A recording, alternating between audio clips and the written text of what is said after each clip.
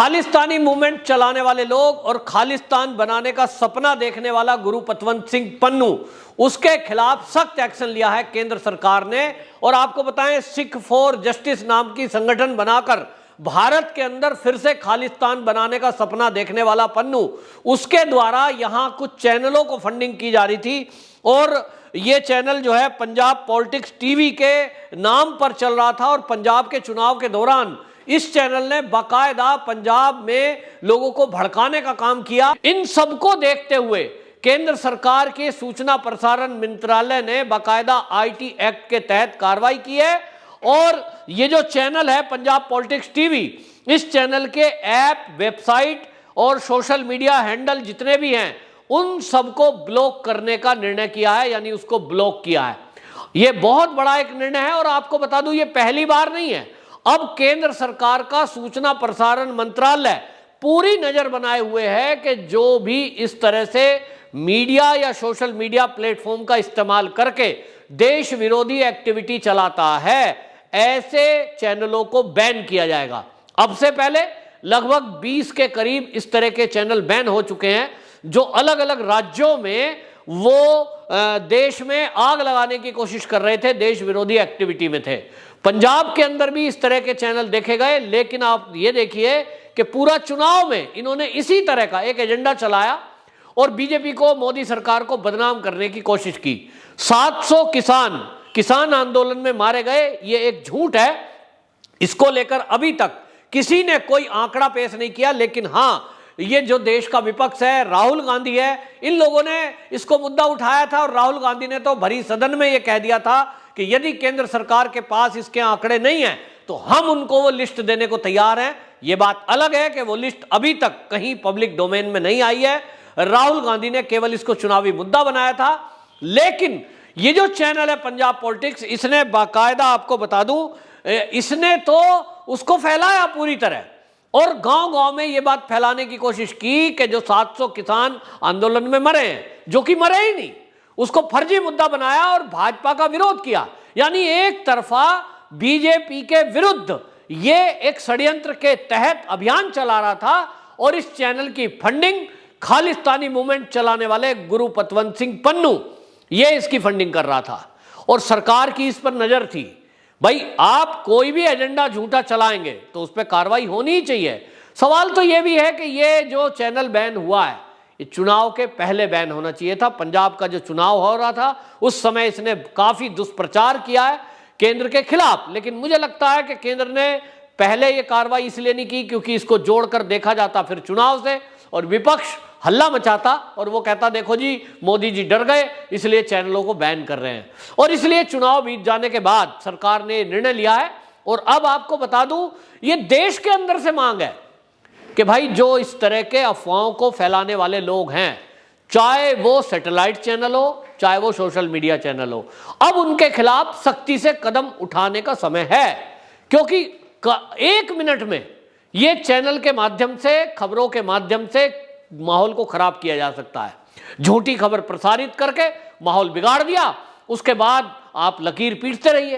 क्या होता है, जब तक सख्त एक्शन नहीं होगा, ये चैनल के संचालक, ऐप बैन करने की बात नहीं, इनके खिलाफ आपराधिक साजिश रचने का षड्यंत्र, इसमें केस दर्ज होने चाहिए।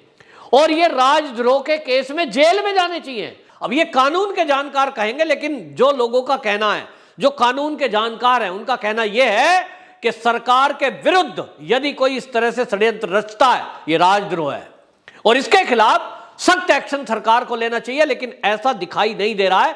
सरकार कहीं ना कहीं नरमी बरत रही है। और वही लोगों का कहना है कि ये चुनाव थे, इसलिए पहले ही बीजेपी के विरुद्ध ये षड्यंत्र रच रहे थे, कहीं ना कहीं इस बात का फायदा उठाते। लेकिन अब जब चुनावी प्रक्रिया पूरी हो चुकी है, अब ईवीएम में भविष्य कैद है कैंडिडेटों का, अब तो इनके खिलाफ एक्शन लेना ही चाहिए, वरना ये फिर से माहौल खराब करेंगे। और हम ये देख रहे हैं कि ये गुरु पतवंत सिंह पन्नू बार बार इस तरह का जहर घोलने का काम करता है विदेश में बैठकर।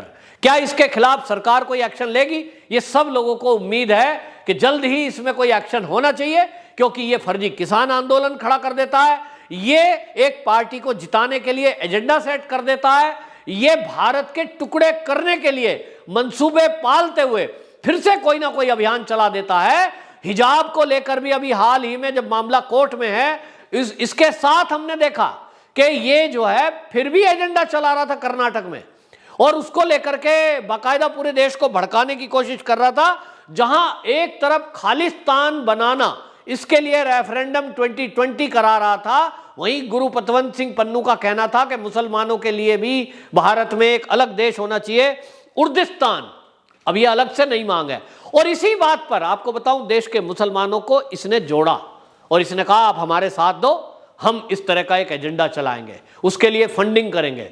और इसीलिए आपने देखा होगा जब सीएए का विरोध हो रहा था इस देश में, तो जो वहां पर वो जो दादियां बैठी थी, जो महिलाएं बैठी थी, जो बच्चे बैठे थे, उनकी फंडिंग की बात आई थी। और उस समय आपको याद होगा कि जिन्होंने कभी 1 रुपया कहीं कुछ नहीं करा, वो लोग वहां आपको लंगर चलाते हुए दिखाई दिए थे, दान करते दिखाई दिए थे, वो चाय पानी पिलाते हुए दिखाई दिए थे, वो कंबल बांट रहे थे। कहां से? ये इसी तरह के विदेशी फंड से। और इसीलिए वो जो एनजीओ के नाम पर, ये एनजीओ के नाम पर, समाज सेवा के नाम पर जो लोग आंदोलनकारियों की मदद कर रहे थे, उनके मंसूबे ये थे कि यह आंदोलन पूरे देश में फैले। और जिस तरह से शरजील इमाम की बयानबाजी आई थी सामने कि देश से असम को काटने की एक षड्यंत्र, देश के में अराजकता फैलाने का षड्यंत्र ये रचा जा रहा था। माने एक तरह से क्लियर है कि ये गुरु पतवंत सिंह तो एक केवल मोहरा है, इसके पीछे कहीं ना कहीं पाकिस्तान और चीन है। मंसूबे साफ हैं कि इस देश में देश विरोधी ताकतों को एक जगह, एक प्लेटफॉर्म पर ले आएं और मिलकर के इस देश के विरुद्ध षड्यंत्र करें। ये जो हो रहा है ये बहुत खतरनाक है। और इसलिए उस समय मांग उठी थी जब सीए का विरोध हो रहा था, जब शाहीन बाग बनाए जा रहे थे कि इनके खिलाफ सख्ती से एक्शन होना चाहिए।